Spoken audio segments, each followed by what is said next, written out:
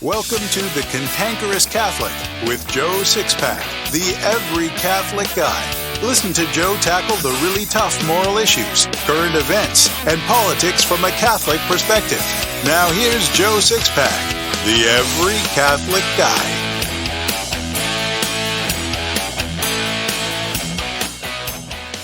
Hello, Six-Packers, and welcome back to The Cantankerous Catholic, episode 28. Did you watch the Independence Day celebration in Washington on the 4th? Did you hear the president honoring our history and military? I did, and it brought tears to my eyes. Let's face it, Donald Trump isn't an eloquent orator. Heck, he's not even a good orator. Yet this man's tribute to America brought tears to my eyes nonetheless. I became teary-eyed because he recounted some of the highlights of our rich American history and reminded us of American exceptionalism, why we're such a great nation. I think about the America I grew up in, then I see how the left is trying to tear it down today. It breaks my heart to see what they're trying to do to our country. It makes me very sad and immensely angry with a righteous indignation. Prior to the president's address on the lawn of the Capitol, Moms for America held a rally in support of freedom and against our nation becoming a socialist country. Moms for America is a group made up of Gold Star mothers, moms who've lost their sons fighting terrorism, fighting for our nation. There was one mom who addressed the crowd who I thought was particularly good.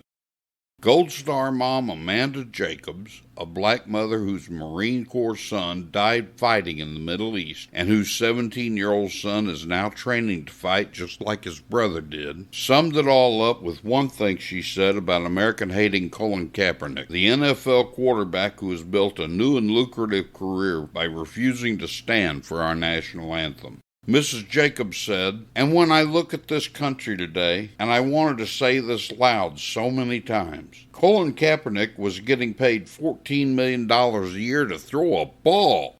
My son died for $14,000 a year, and he's given more than any football player any athlete has ever given." Bravo, Mrs. Jacobs. Her son sacrificed for something more than football. He gave his all for something bigger than himself, and she wants the world to know it and that she's proud of it. Left us be damned. So in this episode, we're going to continue our tribute to America by looking at some of the highlights of a time in American history most Americans either have forgotten or never knew, a time when Americans gave their lives for our nation. We're going to look at the War of 1812, sometimes referred to as America's Second Revolution. I'll fill you in when we get back. What do Billy D. Williams, the celebrated American artist Norman Rockwell, and famed comedian Jimmy Durante have to do with one man's journey from conservative Judaism to the cross? Everything. Marty Barrick has lived one of the most fascinating conversion journeys ever told. In Calvary Road, Marty's biography, you can read about Marty's military service with Billy D. Williams, how Norman Rockwell helped him pass a college course, how, in his deep abiding love for his late wife, Marty helped Irene travel the road of sanctity, how the times are quickly reaching critical mass for fulfilling prophecy concerning the Jews, and much, much more. Get your copy of Calvary Road by Marty Barrick today, in print or ebook on Amazon, Apple Books, Barnes & Noble, and Kobo. The War of 1812 took place between 1812 and 1815. It was the second time we had to fight the British, but this time it was because of their interference in American trade, the lifeblood of our fledgling economy. The battles of the War of 1812 were fought on both land and sea. The land battles occurred in North America, and the naval battles occurred on both the Atlantic and Pacific. The war officially came to an end when the Treaty of Ghent was signed in December of 1814, but news traveled slowly in those days, so fighting continued into early 1815. Here's a timeline of the War of 1812, beginning with the things leading up to the war. On February 1, 1799, France declares war on Great Britain. Great Britain, in turn, declares war on France. Great Britain begins to Shanghai American sailors to force them to serve in the British Navy. Great Britain and France began to block the United States from trading with the other to prevent supplies from getting into enemy hands. In January 1806, Secretary of State James Madison delivers a report discussing British interference in American trade and the shanghaiing of American sailors, fueling anti-British sentiments. On April 18, 1806, the Non-Importation Act is passed, which placed restrictions on British imports. On November 21, 1806, Napoleon issues the Berlin Decree, which forbade the import of British goods into European countries allied with or dependent on France. On June 22, 1807, the British ship Leopold fires on the American ship the Chesapeake, which escalates tensions between the two countries. On December 22, 1807, Thomas Jefferson imposes an embargo on Great Britain and France by closing all U.S. ports to export shipping and places restrictions on British imports. In 1809, President James Madison ends the embargo due to its devastating effects on the economy. On March 1, 1809, the Non-Intercourse Act is signed into law. The act prohibited the trade between Great Britain and its allies and with France and the countries controlled by France. On November 7, 1811, the Battle of Tippecanoe takes place, which is considered the first battle of the War of 1812. Here's where it begins to get interesting. In early June 1812, President James Madison sent a message to Congress in which he listed complaints about the British shanghaiing American sailors, harassment of American merchant ships by British warships, and British blockades of American ships bound for European ports. On June 18, 1812, the United States declared war on Great Britain. June through August of 1812, riots break out in Baltimore in protest of the war. Nothing new there. We're still doing the same thing today. On July 12, 1812, U.S. forces under General William Hull enter Canada in the first of 3 failed attempts to invade Canada. On August 16, 1812, General Hull surrenders Fort Detroit to the British without a fight, a cowardly act as any American general has ever done. However, in September 1813, U.S. General William Henry Harrison, the future president, recaptured Detroit. On August 19, 1812, the first major naval encounter of the War of 1812 took place between the USS Constitution and the HMS British Jurere. The two ships were both rated as frigates and carried a similar armaments. The British captain was sure of victory, and before the encounter he was reported to have said, "There is a Yankee frigate. In 45 minutes she is ours. Take her and I promise you 4 months' pay." As the two ships approached each other, the British kept up a steady fire on long-range cannon fire. The early shell bounced off the hull of the Constitution without causing any damage. It's said that a cry went up, "Hurrah! Her sides are made of iron." Thus her name soon became Old Ironside. When the two ships were 25 feet apart, the American Commodore gave the order to open fire. The cannon hit the Guerriere with devastating effect. Within a short time, all the masts of the Guerriere were down, and the British had no choice but to surrender. While the victory of the Constitution militarily was a modest success, its political effect was substantial. It solidified support from New England for the war effort and countered the poor war news coming from the Canadian front. On October 13, 1812, Great Britain issues an Order in Council authorizing British military forces to conduct general reprisals against the military forces, merchant shipping, and people of the United States. The order is considered a declaration of war.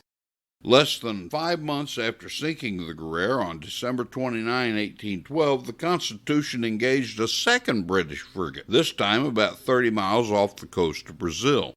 Under the command of Captain William Bainbridge, Old Ironsides was outfitted with 54 guns and sailed under Secretary of the Navy Paul Hamilton's directive to annoy the enemy and afford protection to our commerce. At 2 p.m., the Constitution opened fire on the Java, a 38-gun ship that was smaller and faster than her adversary, commanded by Captain Henry Lambert. The Java's opening salvo damaged the Constitution's rigging and spars and wounded Bainbridge. Raking fire from the Java to the American frigate's stern shattered the helm and killed or injured the 4 helmsmen. Wounded a second time in the thigh, Bainbridge passed steering orders to Marines in the ship's tiller room, who moved the rudder using a block and tackle. Setting the fore and main courses, the Constitution closed fast and delivered a broadside that destroyed the Java's bowsprit cap, jib boom, and head sails. When the British frigate's bowsprit became entangled in the imposing vessel's mizzen rigging, Bainbridge seized the opportunity to fire a final broadside. The Constitution's boarding party salvaged the helm from the dismantled Java to be outfitted aboard old Ironsides. In his journal kept aboard the Constitution, Bainbridge described the final moments of the battle that led to the Java's surrender shortly before sinking. Got very close to the enemy in very effectual raking position athwart his bows, and was at that very instance of raking him when he most prudently struck his flag, for he had suffered the broadside to have raked him. His additional loss must have been extremely great, as he laid unmanageable wreck upon the water. As many as 60 British seamen were killed in action, including Captain Lambert. The Constitution lost only 9. Following this battle, the British Admiralty, then the world's foremost maritime superpower, decreed their warships would no longer engage American frigates in combat unless in squadron force, that is, 2 or more to 1. Only 25 years after our constitutional establishment, the United States is becoming a dominant and feared force on the high seas. On April 27, 1813, the Battle of York takes place in present-day Toronto. The British are defeated and American troops occupy the city for 6 days, looting homes and setting fire to the shipyard, government house, and Parliament building. On April 28 to May 9th of 1813, the siege of Fort Meigs takes place in northwestern Ohio. The British, under command of General Henry Proctor, arrived to begin the siege of Fort Meigs. Traveling down from Fort Malden, they made camp in the ruins of old Fort Miamis on the north side of the Maumee River. On the morning of May 1st, British artillery opened fire on the American installation.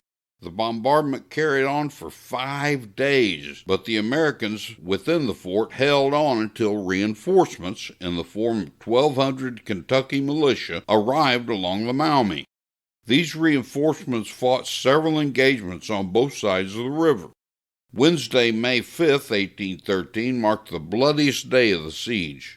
During the course of the fighting, nearly 600 men were lost to a combined force of British regulars, Canadian militia, and Native American warriors.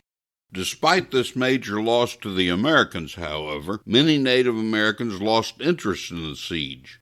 After a few more days, the British and their native allies were forced to withdraw, leaving the Americans with a victory. On September 10, 1813, the Battle of Lake Erie takes place on Lake Erie off the coast of Ohio. It was the first unqualified defeat of a British naval squadron in history. U.S. Captain Oliver Hazard Perry leads a fleet of 9 American ships to victory over a squadron of 6 British warships at the Battle of Lake Erie. The battle was closely contested for hours. Perry's flagship Lawrence was reduced to a defenseless wreck, so he then transferred to the Niagara and sailed directly into the British line, firing broadsides and forcing the British to surrender. Perry had won a complete victory at the cost of 27 Americans killed and 96 wounded. British casualties, on the other hand, were 40 dead and 94 wounded. After the battle, Perry sent a famous dispatch to U.S. General William Henry Harrison that read, "We have met the enemy, and they are ours." The Battle of Lake Erie forced the British to abandon Detroit, earning U.S. control over Lake Erie and the territorial Northwest. On October 5, 1813, the Battle of the Thames takes place in Ontario, Canada, during which Shawnee Chief Tecumseh is killed. On July 5, 1814, the Battle of Chippewa takes place in Ontario, Canada. It was a decisive victory for America. On July 22, 1814, the Treaty of Greenville is signed, which establishes peace between several native tribes and the United States.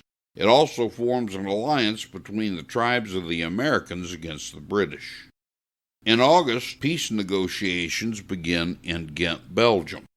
On August 24-25, 1814, the British burn Washington, D.C., including the White House and the U.S. Capitol building, in retaliation for the burning of York. President James Madison had to flee the Capitol. On September 11, 1814, British are defeated at the Battle of Plattsburgh, also known as the Battle of Lake Champlain in New York. September 12 through 15, 1814, the Battle of Baltimore takes place in Maryland, during which Fort McHenry is bombarded by the British.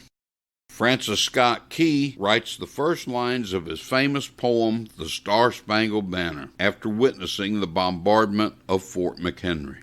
On Christmas Eve in 1814, the Treaty of Ghent is signed, which officially brings the War of 1812 to an end. On December 28, the Treaty of Ghent is ratified by the British, but fighting continues because of the time it took to inform the military forces on both sides. Now, in my opinion, the highlight of the War of 1812. On January 8 through 18, 1815, the British are defeated in the Battle of New Orleans in Louisiana. The two sides met in what is remembered as one of the war's biggest and most decisive engagements. In the bloody Battle of New Orleans, future President Andrew Jackson and a motley assortment of militia fighters, frontiersmen, slaves, Indians, and even pirates weathered a frontal assault by a superior British force, inflicting devastating casualties along the way. In December 1814, British forces mobilized for what they hoped would be the campaign's finishing blow.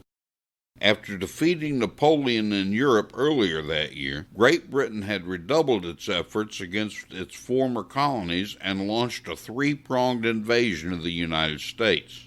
American forces had managed to stop two of the incursions at the battles of Baltimore and Plattsburgh, but now the British planned to invade New Orleans, a vital seaport considered the gateway to the United States' newly purchased territory in the West.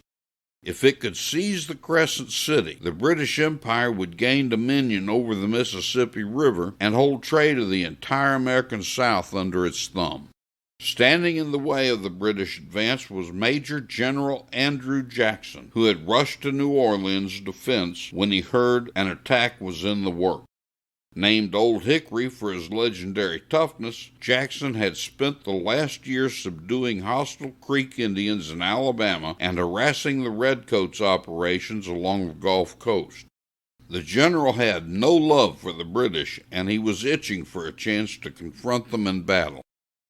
"I owe to Britain a debt of retaliatory vengeance," he told his wife. "Should our forces meet, I trust I shall pay that debt." After British forces were sighted near Lake Bourne, Jackson declared martial law in New Orleans and ordered that every available weapon and able-bodied man be brought to bear in the city's defense.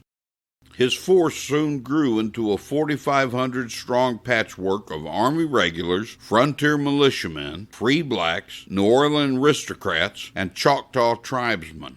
After some hesitation, Old Hickory even accepted the help of Jean Lafitte, a dashing pirate who ran a smuggling and privateering empire. Jackson's ramshackle army was to face off against some 8,000 British regulars, many of whom had served in the Napoleonic Wars. Commanding was Lieutenant General Sir Edward Pakenham, a respected veteran of the Peninsular War and brother-in-law to the Duke of Wellington. The two sides first came to blows on December 23rd when Jackson launched a daring nighttime attack on British forces bivouacked 9 miles south of New Orleans. Despite their imposing fortifications, Lieutenant General Pakenham believed the dirty shirts, as the British called the Americans, would wilt before the might of a British army in formation. They didn't. Pakenham had counted on moving under the cover of morning mist, but the fog had risen with the sun, giving American rifle and artillerymen clear sight lines. Cannon fire soon began slashing gaping holes in the British line, sending men and equipment flying. As the British troops continued the advance, their ranks were riddled with musket shot. General Jackson watched the destruction from a perch near the right side of the line, bellowing, "Give it to them, my boys! Let us finish this business today!" Old Hickory's militiamen, having honed their aim hunting in the woods on the frontier, fired with sickening precision. Red-coated soldiers fell in waves with each American volley, many with multiple wounds. One stunned British officer later described the American rampart as resembling a row of fiery furnaces. Pakenham's plan was quickly unraveling. His men had barely stood their ground amid the chaos of the American deluge, but a unit carrying ladders and wood fascines needed to scale through a line Jackson had set up was lagging behind. Pakenham took it upon himself to lead the outfit to the front, but in the meantime his main formation was cut to ribbons by rifle and cannon fire. When some of the redcoats began to flee, one of Pakenham's subordinates unwisely tried to wheel the 93rd Highlanders Regiment to their aid. American troops quickly took aim and unleashed a maelstrom of fire that felled more than half the unit, including its leader. Around that same time, Pakenham and his entourage were laced by a blast of grape shot. The British commander perished minutes later. The assault on Jackson's fortifications was a fiasco, costing the British some 2,000 casualties, including 3 generals and 7 colonels, all of it in the span of only 30 minutes. The British withdrew. Amazingly, Jackson's ragtag outfit had lost less than 100 men. Future President James Monroe would later praise the general by saying, "History records no example of so glorious a victory obtained with so little bloodshed on the part of the victorious." Shortly before the British withdrawal, Andrew Jackson re-entered New Orleans to the sound of Yankee Doodle and a public celebration worthy of Mardi Gras. Newspapers in the beleaguered city of Washington, D.C., labeled him a national savior. The festivities only continued the following month, as news of the Treaty of Ghent reached American shores. When Congress ratified the agreement on February 16, 1815, the War of 1812 came to an official end. Addressing his troops shortly after the battle, he hailed their undaunted courage in saving the country from invasion and said, "Natives of different states acting together for the first time in this camp have reaped the fruits of an honorable union." Most Americans have either forgotten the War of 1812 or they never learned about it. What's most sad about this is the War of 1812 demonstrates the American spirit for liberty above all other wars since the Revolution. Our constitutional government was a mere 25 years old at the outbreak of the war, so almost everything we had militarily was ragtag. But as Andrew Jackson and his men proved at the Battle of New Orleans, Americans will fight to the death to preserve the one thing they love above all else: freedom. I've always been a patriot all my life, and I began following politics in 1968 when I was still a boy.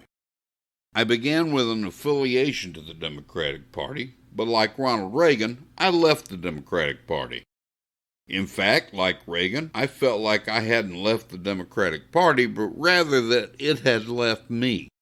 So I became a Reagan Republican in 1980. But most of the politicians who rode into office on Reagan's coattails have betrayed the conservative principles he revived in the Republican Party. That's why I don't identify with either party, but call myself a constitutional conservative. I identify as a constitutional conservative because, like many millions of Americans, I demand a return to the Constitution. American politics used to be a battle of ideas among the two major parties, but over the last few years we've seen a shift in the Democratic Party that's pitting American against American. I feel like Rip Van Winkle in the Washington Irving story, who slept for 20 years and woke to find a country completely different from the one that existed when he fell asleep. I don't recognize America anymore.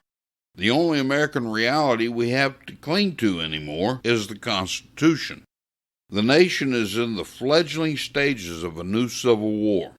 The liberals have divided us as a nation, all while telling the lie that it is we who have divided our people. They want to have open borders so anyone can come into America, including criminals and terrorists. They've forced abortion down our throats. They made us to feel like bigots for standing up against the morally and socially destructive LGBT ideologies. They're moving now to normalize and legalize pedophilia. They want us to surrender our guns and along with them our liberty. They've made no secret of their hatred for America and its constitutional principles. They openly attack Christianity and Judaism. As a Catholic American, I'm vehemently opposed to everything they promote and stand for, as we all should. I'm also vehemently opposed to the violence a new civil war will bring. However, please don't confuse my opposition to violence with pacifism. Pacifism is a heresy. I believe then that we may very well have to fight for our liberty just as the brave men in the Revolution and the War of 1812 had to do. If and when the time comes that we have to fight for our liberty, there'll be no such thing as begging off because you're too old or too disabled or too young. I'm just a crippled old man, mostly bound to a wheelchair with only one usable arm. But that won't stop me from exercising the courage it takes to defend the Catholic Church and our liberty. No matter your circumstances and excuses, you can't sit on the sidelines either. There's so much we can do now to possibly avert violence later. I write books and do this podcast. I comment on online articles, then use social media to promote the ideas of freedom. You can do lots of things too. You can write as I do, because writing is nothing more than speaking on paper. You can get more deeply involved in the political process. You can support through word and deed and with your financial resources the Article 5 Convention of States movement, as well as other Constitution-promoting movements. Now is the time for all good Americans to come to the aid of our country. Now is the time to work to save our nation. The Catholic Church in America will cease to exist if we fail to work towards saving our country now. You cantankerous Catholic listeners are all good Catholics and patriotic Americans. It's time to put your Catholicism and patriotism to work, to put them to the test. We'll continue our tribute to America next week. I've been sharing the faith with people for over 30 years. The Holy Spirit has used me to make hundreds of converts, and 84 of them are my adult godchildren. When the Holy Spirit works through us in a big way, He usually uses the talents given to us before we were even born. When we develop those talents for Him, we're often impelled to pass on to others what we've done and how we've done it for the greater glory of God. That's why I wrote the Lay Evangelist Handbook. You might say the Lay Evangelist Handbook was 30 years in the making, because in this book I share with you all the best that I've learned about how to share the faith with lapsed and non-Catholics, so you can bring your friends and family to the fullness of divinely revealed truth. The very first chapter gives you a thorough explanation of the things you need to do to maximize your effectiveness so you won't end up with egg on your face when trying to engage people. I explain the differences between the various types of lay evangelists and others you can learn from. I even talk about some statistics that should help give you a real sense of urgency for sharing the faith. Then I get to the step-by-step process for sharing the faith. I give a full presentation of the exact text I've used and refined for 30 years. I tell you what to do, what to say, and how to do and say it, while leaving room for you to work in your own personality and make these techniques your own. There's no other book like this on the market. So get your print or ebook copy of the Lay Evangelist Handbook today. It's available in print on cantankerouscatholic.com or in print and ebook on Amazon and Barnes & Noble.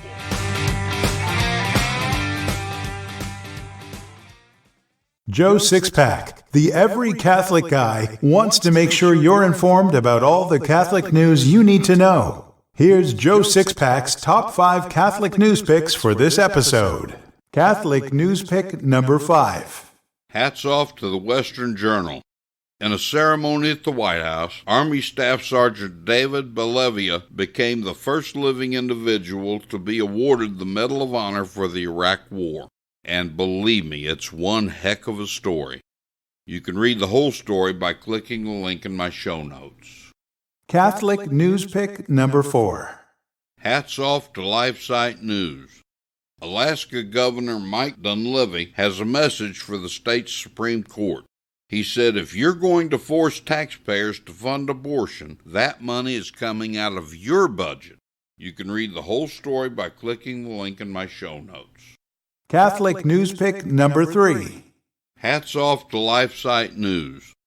Despite nonstop promotion from corporations, the mainstream media, the entertainment industry, and progressive politicians, a new set of polls seems to indicate that younger Americans are growing increasingly uncomfortable with the growing extremism of the LGBTQ movement.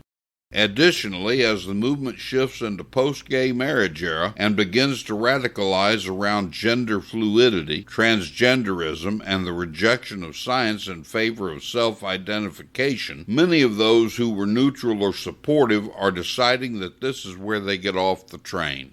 You can read the whole story by clicking the link in my show notes. Catholic news pick number 2. Hats off to LifeSite News. A family court has decided that a married homeschooling couple should be allowed custody of their minor children. Homeschoolers Dirk and Petra Wunderle lost legal custody of their 4 children in August of 2013 when police removed the children from their home. Thanks to a recent court decision, the guardianship of the only 2 remaining minors in the family has been returned to the parents, thanks be to God. You can read the whole story by clicking the link in my show notes. Catholic news pick number 1. Hats off to Breitbart. Gold Star mom Amanda Jacobs spoke at the pro-freedom anti-socialist Rally for Freedom in the nation's capital on Independence Day morning and honored her heroic son, who lost his life fighting for liberty. She reminded everyone that he, along with other fallen heroes, has given more than any athlete has ever dreamed of. You can read the whole story and listen to this woman's remarkable testimony by clicking the link in my show notes. I believe a really great way to teach the faith is through stories, parables, and anecdotes. So here's today's story. A neighbor of Farmer Jones came to him and said, "Johnny Williams took a wagon load of apples from your orchard." "Who told you?" the farmer asked. The informer said that he'd heard the story from Joe Spike. Farmer Jones went to see Jones Spike and asked him, "Did you see Johnny Williams steal a wagon load of apples from my orchard?" "Goodness, no," replied Joe. "What I heard was that he took a wheelbarrow full. Steve Pepper told me that." When Farmer Jones asked Steve Pepper, he answered, "All I said was that he took a pocketful of your apples. Gertie Gabby told me that." Gertie Gabby said, "I said he took one of your apples. Lizzie Lizard told me that." Lizzie Lizard said, "Johnny Williams was talking to me the other day and mentioned that your apples were ripe, and it was about time somebody picked them."